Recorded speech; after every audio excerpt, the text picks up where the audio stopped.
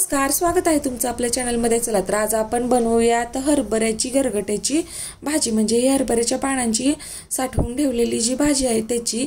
तर अशी ही शेतामध्ये भाजी असते, तर तिची कोवळी पानं अशी खुडून आणायची शेंड्याकरची आणि झाकून ठेवून ओढणीमध्ये किंवा पातळ कपड्यामध्ये वाळवून घ्यायची आणि चुरून अशी ही जी जाडसर देठाकरची काट्या वगैरे असतात त्या काढून अशी भरणीमध्ये भरून ठेवायची आणि ही आपण वापरू शकतो। तर आता ही भाजी घेतली, एक वाटीभर भाजी घेतली तर एक चमचाभर त्याच्यामध्ये ज्वारीचं पीठ जे आहे ते मिक्स करायचं आणि बाकीचं साहित्य घेतलेलं आहे। मीठ, ठेचलेला लसूण, मिरचीचा ठेचा, नंतर शेंगदाणे आणि बारीक चिरून घेतलेला कांदा। तर आपण रेसिपीला सुरुवात करूया।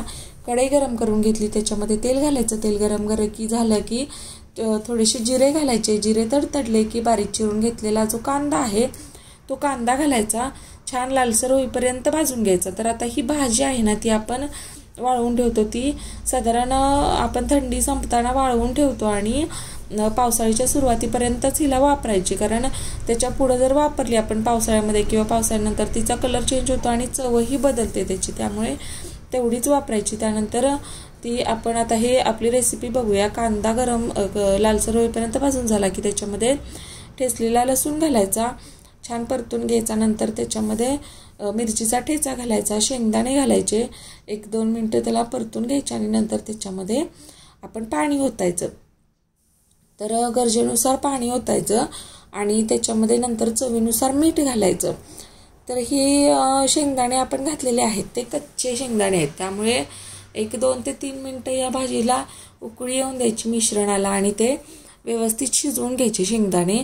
आता वरून आपण इथं भाजून भरडसर बारीक करून घेतलेलं शेंगदाण्याचं कूट घातलेलं आहे। तर हे मिश्रण उकळी आली, 1-2 मिनिटं याला छान शिजवून घेऊयात आता आपण।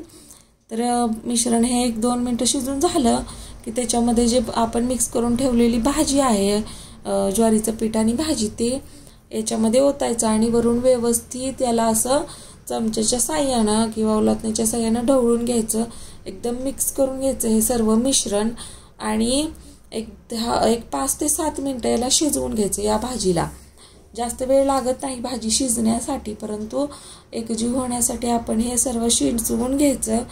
तर जवळपास आपली ही भाजी शिजून तयार होत आलेली आहे। तर बघू शकता तुम्ही आमची भाजी, मी ताट वाढून घेईपर्यंत भाजी संपली सुद्धा, एवढी आमच्या घरामध्ये ही भाजी आवडते, छान चव लागते जी आंबट तिखट अशी। तर हरभऱ्याची ही गरगट्याची भाजी, त्यानंतर वांग्याची आमटी, भाकरी आणि बीट। तर कशी वाटली रेसिपी मला नक्की सांगा, आवडल्यास लाईक करा आणि चॅनलला सबस्क्राईब करायला विसरू नका। Thank you for watching.